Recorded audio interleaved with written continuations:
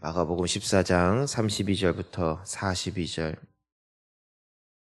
우리 한 목소리로 말씀을 봉독합니다. 그들이 겟세마네라 하는 곳에 이름에 예수께서 제자들에게 이르시되 내가 기도할 동안에 너희는 여기에 앉아 있으라 하시고 베드로와 야고보와 요한을 데리고 가실새 심히 놀라시며 슬퍼하사 말씀하시되 내 마음이 심히 고민하여 죽게 되었으니 너희는 여기 머물러 깨어 있으라 하시고 조금 나아가사 땅에 엎드려 될 수 있는 대로 이때가 자기에게서 지나가기를 구하여 이르시되 아빠 아버지여 아버지께는 모든 것이 가능하오니 이 잔을 내게서 옮기시옵소서.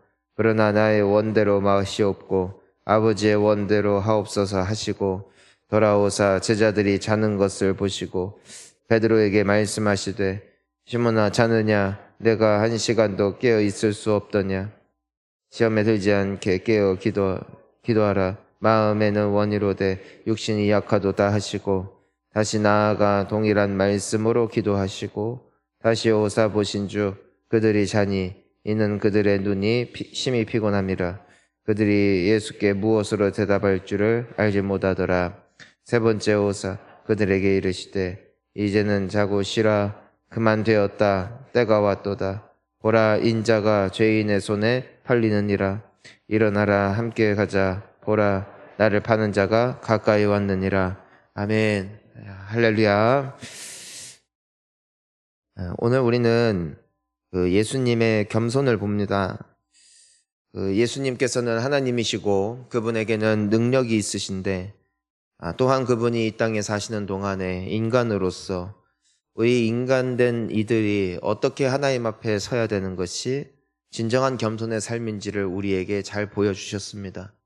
우리는 보통 겸손이라고 말하면은 나는 뭔가 실력이 없고 부족하고 다른 사람에 비해서 잘난 게 없습니다라는 것을 드러내는 것이 겸손이라 생각하지만 성경은 단 한 번도 우리에게 겸손의 개념을 이와 같이 가르친 적이 없어요.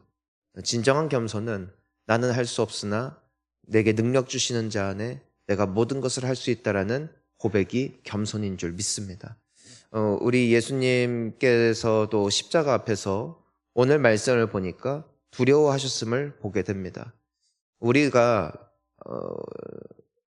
말씀을 듣잖아요. 두려워하지 말라고. 하지만 두려워하지 말라라는 말이 말처럼 쉬운 것이 아님을 우린 또한 예수님의 모습을 통해서도 볼 수가 있습니다. 하나님의 아들이셨던 예수 그리스도께서도 두려워하셨다면 하물며 이 땅을 살아가면서 우리가 두려워할 일들이 얼마나 많이 있겠어요.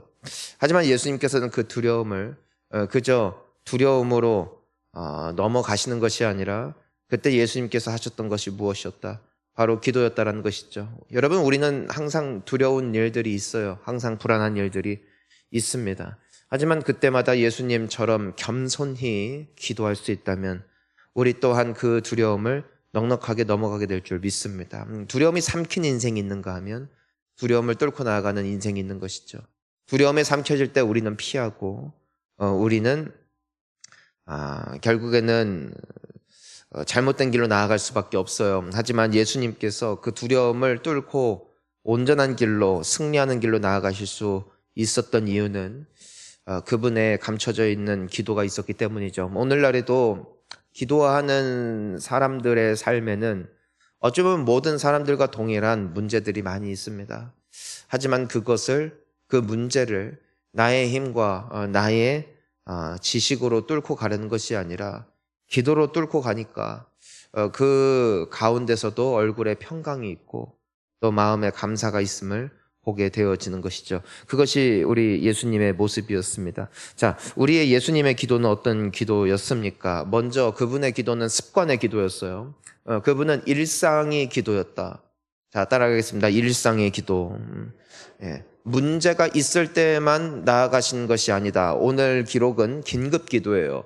그러니까 그분에게는 일상의 기도와 함께 긴급한 기도가 있었습니다. 우리에게도 긴급한 기도가 있고 일상의 기도가 있는 것이죠.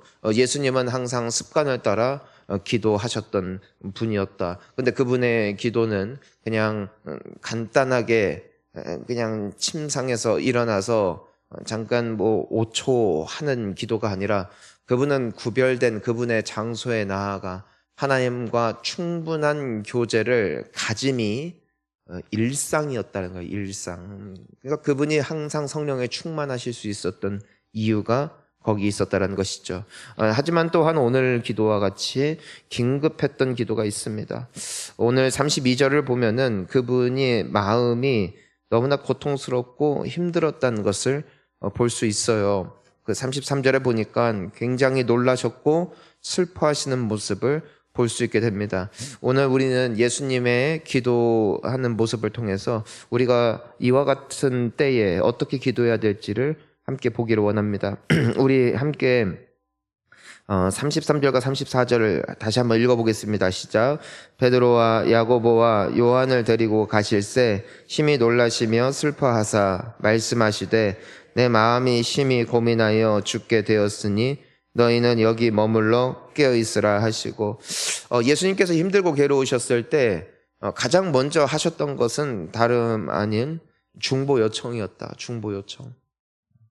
여러분, 기도의 동역자가 세워지기를 축복합니다. 정말 힘들 때 함께 기도할 누군가가 필요하다는 것이에요. 예수님께서는 혼자 기도하지 않으셨어요.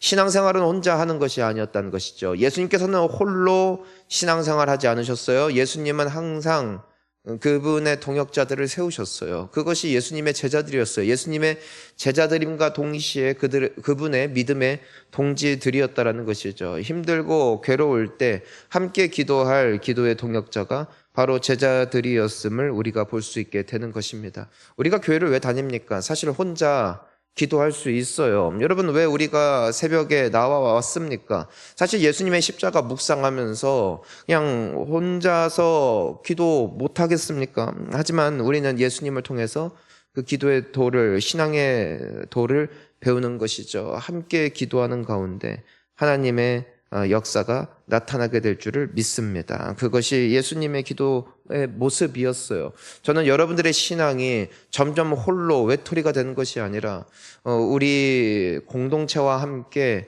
우리 예수님과 같이 이렇게 나아갈 수 있는 우리의 신앙이 될 수 있기를 간절히 소망합니다. 왜냐하면은 모이기를 힘쓰라 말씀하신 주님의 말씀에는 의도가 있어요. 우리의 본능은 혼자 있고 싶어 하고, 또 우리의 본능은 나의 스케줄과 나의 어떤 시간에 맞추어 살아가기를 원하지, 함께 맞추려면은 결국에는 희생과 또 그에 따른 손해가 필요하거든요. 하지만 그것이 사는 길임을 예수님은 보여주세요. 그분은 혼자 가지 않으셨어요. 그분은 함께 가십니다.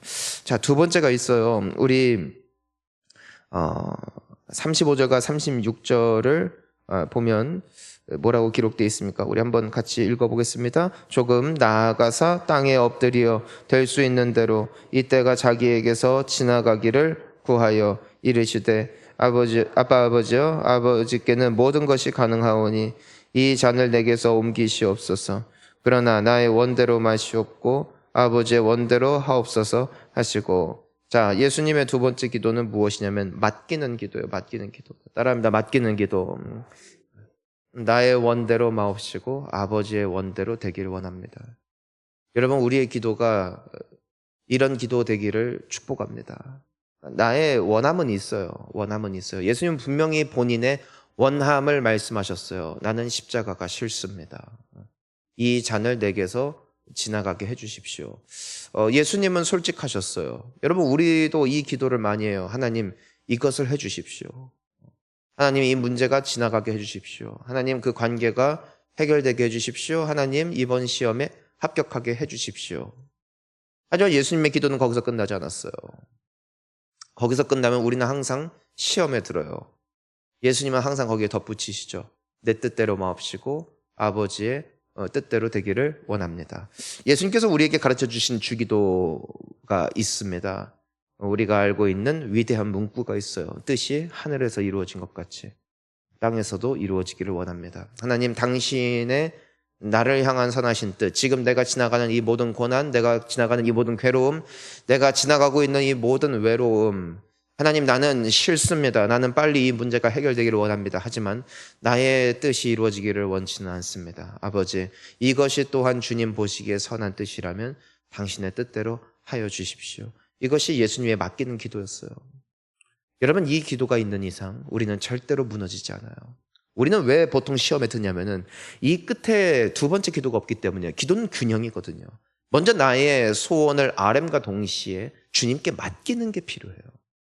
그럴 때에 우리는 어떤 담대함을 얻게 되어지냐면은 비록 나의 뜻대로 되지 않는다 할지라도 그것이 하나님의 뜻임을 확신하게 된다는 것이죠. 예수님의 원하는 기도는 응답되지 않았습니다. 왜냐하면 예수님은 십자가를 지셨기 때문이에요. 맞아요. 우리가 기도하는 간구하는 바가 이루어지지 않을 수가 있어요. 하지만 우리는 그 십자가가 예수님의 기도 그대로 아버지의 원대로 되었음을 믿습니다. 여러분, 우리가요, 오늘 하나님께 기도할 때, 우리의 문제를 아뢰며 기도할 때, 우리의 상황을 놓고 기도할 때 반드시 이 기도가 이루어져야 될 줄 믿습니다. 그러면은요, 비록 내가 바라는 대로 순간순간 이루어지지 않는 것 같다 할지라도 그 모든 것이 아버지의 뜻 안에 있으며 그 아버지의 뜻이 이루어짐이 우리의 삶과 우리 주변에 있는 모든 이들과 우리의 앞날이 있어서 100% 유익이 되어질 줄 믿습니다. 왜냐하면 예수님의 원대로 십자가를 지지 않으셨다면 또한 하나님은 그렇게 하실 수 있었지만 그렇게 했다면 유익이 안 됐죠. 아버지의 뜻이 이루어졌을 때 그 십자가로 말미암아 우리가 구원을 얻고 많은 사람들이 살아나게 되었던 것처럼 비록 나의 뜻대로 이루어지지 않는 것 같다 할지라도 아버지의 뜻이 우리의 삶 가운데 이루어질 때 하나님은 우리를 통해 크신 영광 거두실 줄 믿습니다. 또한 우리는 승리할 거라고요. 그러니 여러분 두려워하지 마십시오. 하지만 우리가 여기서 반드시 기억해야 되는 것이 있습니다. 가만히 있는다고 해서 아버지의 뜻이 이루어지는 것이 아니라 예수님은 아버지께 간청했다는 거예요. 하나님의 뜻이 내 삶에 이루어졌으면 좋겠습니다. 이것이 예수님의 기도였어요. 가만히 두 손 두 발 들고 알아서 되겠지가 아니라 그분은 기도하셨다고요. 하나님의 뜻이 내 삶에 이루어지기를 기도했다라는 것이에요.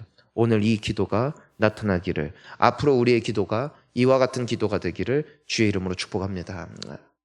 하나님, 나의 가정이 아버지의 뜻대로 되게 해주십시오. 나의 자녀의 학교 문제가 아버지의 뜻대로 되게 하여 주시옵소서. 하나님, 우리 본향교회가 아버지의 원대로 부응하기를 원합니다. 하나님, 이 나라가 아버지의 원대로 정상화 될 수 있기를 원합니다. 기도하자고요. 하나님이 반드시 선한 길로 인도하실 줄 믿습니다. 우리 세 번째가 있어요. 세 번째. 자, 우리 37절 함께 또 38절 읽습니다. 돌아오사 제자들이 자는 것을 보시고 베드로에게 말씀하시되 시몬아, 자느냐? 내가 1시간도 깨어 있을 수 없더냐? 시험에 들지 않게 깨어 있어 기도하라. 마음에는 원이로되 육신이 약하도다 하시고. 예수님의 기도의 세 번째 특징은 무엇이었냐면은 충분한 기도예요. 충분한 기도. 자, 따라합니다. 충분한 기도. 예수님께서 가서 오늘 아까 우리가 읽은 것처럼 아버지의 원대로 되게 원합니다. 아멘 하고 돌아오는 것이 예수님의 기도였다면 제자들은 잠들 시간도 없어요. 제자들은 잠들 시간도 없다고요. 왜 잠들었어요? 예수님의 기도가 길었어요. 예수님은 굉장히 의아한 말씀을 하세요. 네가 1시간도 깨어 있을 수 없느냐. 여러분, 이것이 우리가 알고 있는 60분은 아닙니다. 참고로 예수님 때는 오늘처럼 시계가 없어요. 우리처럼 알람 맞춰놓고 1시간 딱 해놓고 자 시작 주여 하고선 1시간 알람 울릴 때까지 주여 주여 하다가 오신 게 아니라고요. 하지만 적어도 분명한 것은 제자들이 참고 기다리다가 잠들 수밖에 없는 시간이었다. 그만큼 예수님은 기도하셨다라는 것을 보게 됩니다. 여러분, 우리의 기도가 길어야 돼요. 충분해야 돼요. 내 마음이 가는 대로 1, 2분 까짝하고 일어나는 기도가 아니에요. 예수님은 충분히 기도하세요. 여러분, 특별 새벽 기도 때 온 만큼 여러분 충분히 기도하고 돌아가세요. 그냥 대충 하면 안 돼요. 우리 예수님께서는요, 정말 그런 기도가 있으셨다는 것이죠. 얼마나 이런 기도를 하시는지 3번을 더 하셨어요. 예수님이 얼마나 많이 기도하셨는지 모르겠어요. 오늘 본문엔 나타나지 않지만 예수님은 땀방울이 핏방울처럼 떨어질 만큼 예수님은 간절히 기도하셨어요. 정말 뜨겁게 기도하셨어요. 그리고 그 기도가 응답되는 것이죠. 참 재밌는 것은 우리는 기도의 응답이 참 쉬울 거라 생각해요. 하지만 그렇지 않아요. 우리는 한 어떤 귀인을 초대하든지 어떤 게스트를 초대하든지 혹은 내가 어떤 중요한 일이 있어서 이것을 누군가로부터 도움을 받아야 될 때 우리는 부탁을 하죠. 부탁을 하되 때로는 오랜 시간이 걸리기도 하고 공을 들여야 됩니다. 대충 하면 되는 게 아니에요. 우리가 기도하는 대상은 하나님이시라는 것이죠. 하나님께 우리가 또한 보여야 될 모습이 있다는 것이에요. 예수님은 그 모습을 우리에게 보여주고 계시는 것이죠. 사랑하는 성도님 여러분, 충분한 기도가 회복되기를 축복합니다. 기도할 줄 알아야 돼요. 기도할 줄 알아야 돼요. 하지만 마음 먹고 기도할 때 우리가 물론 매일마다 이 기도를 할 수 없을지는 모르겠지만 정말 필요한 때에 이만큼 기도할 수 있는 그 영성이 실력이라는 것이죠. 하지만 제자들은 뭐 하고 있어요? 그들은 잠들어 있어요. 그들의 기도는 짧았어요. 그들이 기도하지 않았다는 것은 아니에요. 예수님께서 여기 깨어 나와 함께 있어라 말씀하셨어요. 제자들도 인간이에요. 제자들도 예수님을 사랑해요. 그러니까 그들도 기도했어요. 하지만 곧 잠들었어요. 그들은 예수님의 기도와 시간적으로 비례했을 때 터무니없이 짧은 기도 생활을 하고 있었어요. 그들은 곧 잠들었어요. 그들의 기도가 없었던 것이 아니에요. 그들의 예수님을 향한 진심이 없었던 것도 아니에요. 하지만 그들의 기도는 짧았고 그들의 기도는 곧 잠들었다라는 것이죠. 그리고 그들은 시험을 이기지 못했음을 보게 돼요. 여러분, 우리는 아마 매일 기도할 거예요. 특별 새벽 기도회 때 새벽을 깨웠죠. 그리고 여러분 아마 일상에 기도가 있을 거예요. 하지만 어쩌면은 이 제자들처럼 짧을 수 있어요. 금방 잠드는 기도. 그러면 시험을 못 이겨요. 큰 시험일수록 큰 기도가 필요해요. 큰 응답일수록 오랜 기도를 하나님은 요청하시는 것을 우리는 볼 수 있게 되는 것이죠. 사랑하는 성도님 여러분, 어떤 시험이 오더라도 주님이 능력 주시면 할 수 있잖아요. 하지만 그만큼 하나님의 큰 능력이 필요하다면 더 많은 기도가 필요하다는 것이에요. 여러분, 큰 문제가 있으십니까? 큰 기도가 회복되기를 축복합니다. 그러면 하나님께서 반드시 이길 힘을 주실 줄 믿습니다. 자, 우리 4번째 마지막으로 함께 보니까 우리 39절 함께 읽어보겠습니다. 시작. 다시 나아가 동일한 말씀으로 기도하시고. 자, 예수님의 기도는 반복되는 기도예요. 뭐라고 말씀하시냐면은 다시 나아가 또 다른 기도로 기도하신 게 아니에요. 어떤 기도요? 동일한 말씀으로 기도하셨어요. 예수님께서는요, 이런저런 기도로 그 시간을 채우지 않으셨어요. 예수님은 같은 기도를 반복하세요. 이것을 3번씩이나 하세요. 저는 이게 참 아이러니해요. 우리는 때로는 하나님을 상식적으로 생각하잖아요. 한 번만 말해도 알아듣잖아요. 우리 한 번만 말해도 알아듣잖아요. 하나님이 노망난 것도 아니고 우리처럼 기억력이 나쁜 것도 아니고 말이에요. 똑같은 말 반복한다고 해서 그 기도가 될까? 그런 회의적인 생각을 할 때가 있어요. 이성적인 생각을 할 때가 있어요. 그래서 우리는 필요한 기도 딱 한 줄 하고, 자, 오늘 기도를 올려드렸으니까 오늘 기도는 충분히 되었다라고 생각할 때가 있더라는 것이에요. 그럼 기도가 짧아지더라고요. 근데 예수님의 기도는 반복적이었어요. 동일한 말씀으로 기도하셨어요. 그러니까 아버지의 뜻이 이루어지기를 원합니다. 하나님, 나는 이것이 나에게 오지 않았으면 좋겠습니다. 하지만 그래도 당신의 뜻이 이루어졌으면 좋겠습니다라는 이 단순 명료한 기도를 그분은 오래 하셨을 뿐 아니라 반복적으로 하셨어요. 오늘 내가 한 번 기도했다고 하여 끝이 아니에요. 끊임없이 반복하는 것이에요. 때로 우리는 같은 기도를 계속해요. 어떤 사람들은 주여 도와주세요, 주여 도와주세요, 이 말만 30분, 1시간 주구장창하다가 가요. 그러면 옆에 있는 사람들이 비웃어요. 어리석어 보여요. 때로는 우리의 이성이 호소해요. 하나님도 알아들었다 이거예요. 제발 바보 멍청이처럼 똑같은 말 좀 계속 반복하지 말고 그냥 좀 깔끔하게 하면 안 될까라는 그 세련된 생각이 우리를 엄습할 때가 있어요. 저는 그것이 제자들의 기도라고 생각해요. 하나님, 오늘 예수님이 힘드시답니다. 하나님, 예수님 아시죠? 도와 주시옵소서. 아멘 하고 잤을 거예요. 한 번만 말해도 주님은 나보다 더 잘 아시니 라고 생각하고 그들은 짧게 기도했고 단순하게 기도했고 끝났다는 것이죠. 예수님은 끊임없이 기도하여 나가셨어요.